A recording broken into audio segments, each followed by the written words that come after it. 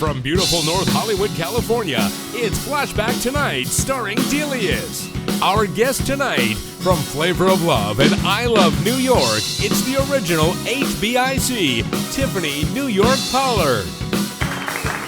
Before there was the Real Housewives of anything, before Omarosa, there was one person who dubbed herself the HBIC. I'm not gonna lie, I love watching shows like I Love New York and Flavor of Love. Put your hands together for Tiffany New York Pollard.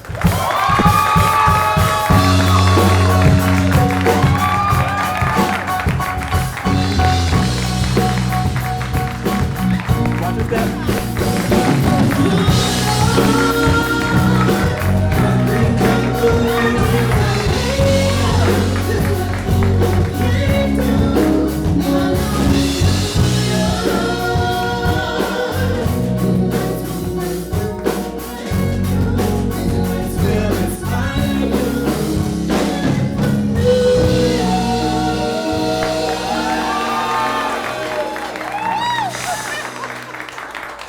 Oh my God, Tiffany New York Pollard is in the house right now. Wow. Wow, you look amazing. Thank you. What an introduction. Could we clap it up for them? Like, I wish I could wake up to that every morning. Like, that would really inspire me. I feel like you do wake up to that every morning. I feel like at her house, when the alarm goes off, that's playing. I should. I should. Instead, in my house, I wake up to a big heart on tapping me on the back.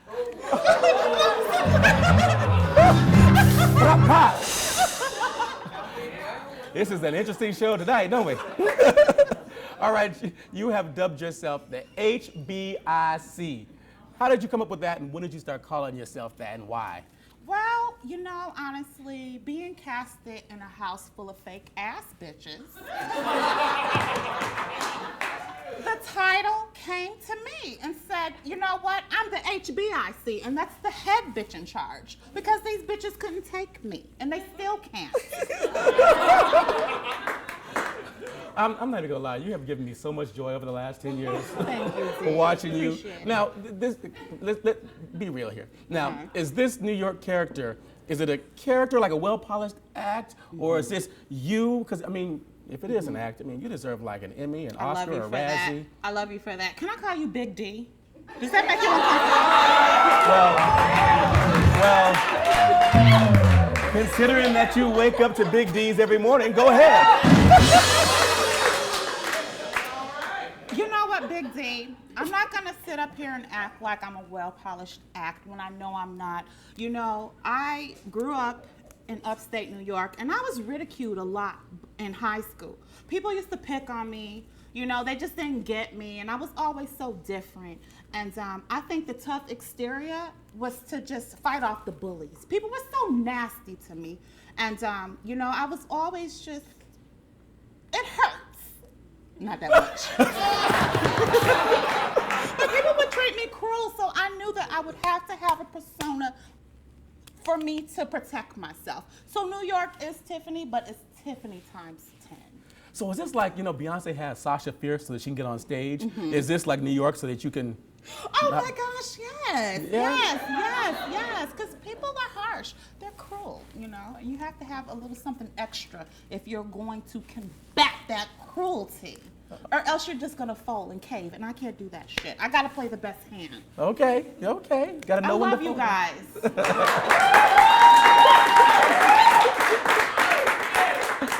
Okay, let's take it back to Flavor of Love. Now, you know, everyone who remembers Flavor of Love was a show where Flavor Flav from the hip-hop group Public Enemy was trying to find love. Now, how did you, I mean, did you... Yeah, take your time, Big D. I'm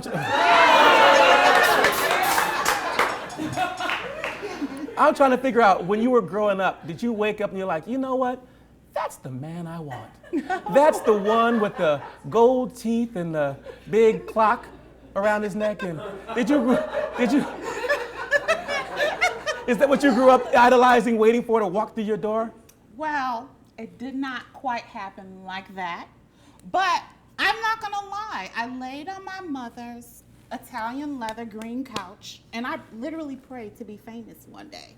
And a year later, I'm walking down Hollywood Boulevard, and this guy approaches me, and he goes, and I'll never forget his name. His name is Terrence Martin. And he goes, "Are you single? Because I'm casting for a love show." And I told him I was not single because I thought he was hitting on me, and he wasn't the cutest. So I walked into the store, and he follows me into the store, and he said, "Please, please give me your contact. Just trust me on this. I can make you a star." And the rest is history. I was literally walking down Hollywood Boulevard on the Star Boardwalk, and that's how I got discovered. So, I mean, all right, so you get into the house, right? Then you find out the person you're competing for love is Flavor Flav. Were you like, yes? Or you're like, I can play this or I can go home? Can I tell you honestly, I'm a sucker for the Mandingo. And he is very, very, very well endowed and dark skinned. And then he has gold teeth, which means wealth in the community. Y'all know that means wealth. So I was all about it. And he, you know what? Can I just say one thing about Flav that people pretty much don't understand? He's such a gentleman. Warm-hearted, kind. He cannot sleep well if someone in that house wasn't doing well. Like, he just wanted to make sure everybody was okay. And he was such a gentleman. I still have the hots for him. Wow. I have to say that you've given me a couple of images in my head that I will not be able to sleep with tonight. On Flavor Flav. Being well endowed. Okay. A big D. Of all the contestants on Flavor of Love, you're like the only one that anyone remembers, your breakout star. Why is that? What did you do that we don't remember? Who's the girl you spit in her face? What's her name? Well, she actually spit in my face. Okay. And the thing is, that's so funny. This bitch had the nerve to message me recently on Twitter. Like, what do we have to talk about? Like, was she seriously trying to do like lunch and cocktails with me? Bitch. So what is it about? What do you think made you the breakout star? Mm-hmm. Well, you know, I think the thing that people really feel from me when I'm on camera is that I'm real. I'm humble, I'm genuine, and I think that the viewers at home see a little bit of me and them. And that's how I get my fan base. You know, once a bitch starts acting like her bank account, and what I mean by that is because I'm in another income bracket, that's fucked up. Oh gosh, am I swearing? It's too late now. You know, I really, the short answer is I think people feel me because I've never lost that humility. I think humbleness is so sexy. And today it's not, you know, it's not glorified, and it should be. People can always be able to find me and feel me.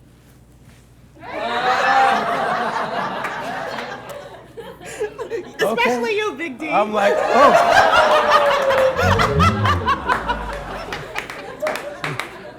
You should be a swimmer. You'll never drown.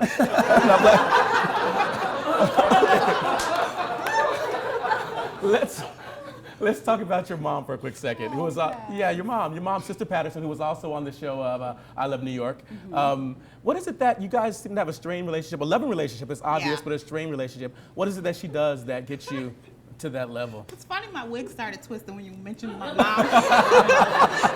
Fix it. She's here, Sister Patterson. You know what? My mom is a great mom. Mm-hmm. She's always supported my brother and I. I have a brother that's my best friend, and he's 2 years older than me. I love you, Terrence. And the thing is with her, she always sees us as her babies. And we don't need that. I think my brother and I are so accomplished, and we take care of ourselves. Like, I'm not one of those brats. Like, Mom, can you pay my phone bill? You know, can you pay my rent? Like, I am so self-sufficient. But it doesn't matter to her. Mm-mm. She still thinks that I'm this little toddler that needs her help. I think that's with all moms. I think that's even with families. Oh, like, my sister's like 38, but when I see her, I see the same pigtail person that was like 13 or 14 years old. And it doesn't go away. I know, but it doesn't go away. Big D, that's not right. But, I know. But when you have kids, you're going to see the same thing. You're going to be like, you know what? Am I? Yeah. I think I'd make a great mom. Yes, you would. Are you thinking about having kids? I do. I want me a little boy and a little girl. And, you know, honestly, it doesn't matter if it happens in that order or not. Because I have fur babies. I have dogs. Dogs? But I want to try myself at motherhood and see how I would be. But I do know I would let my child walk all over me because I wouldn't want to discipline my child. That's what I'm saying now. Do you see how your mom feels now? Yeah. Exactly. I would just want to be nice to my baby. Good, good, good. One more question before we play a game. This was absolutely everything for me. You were on a show, The Next 15, right?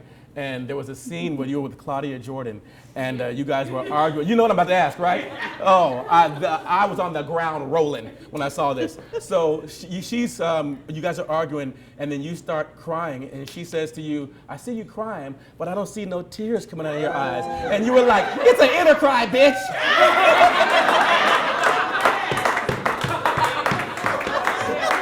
I was like, no! No! Oh my gosh. What the hell is the inner cry? I think we all can relate to the inner cry. Seriously, the inner cry is literally when we're crying on the inside. But I'm not gonna let you know you got the best of me. Cause I was hurt, my feelings were hurt. I was really crying, but the tears just welded up on the inside and they stayed there. They just stayed right there, bottled up on the inside. Oh my gosh, I died when that line came out. I'm like, whoever wrote that, that was comedy gold. Should have won an award just for that line. Oh, brilliant.